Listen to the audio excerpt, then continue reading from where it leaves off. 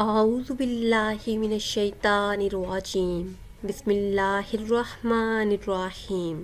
ناظرین و سامعین، ایک نئی ویڈیو کے ساتھ آپ کی خدمت میں حاضر ہیں۔ آج کی اس خاص ویڈیو میں نئے سال کی خاص دعا آپ کو سکھائیں گے۔ جب نیا سال شروع ہوتا تو نبی کریم صلی اللہ علیہ وسلم کے صحابہ ایک دوسرے کو یہ دعا سکھاتے تھے۔ دعا پڑھ کے آپ کو بتا دیتے ہیں: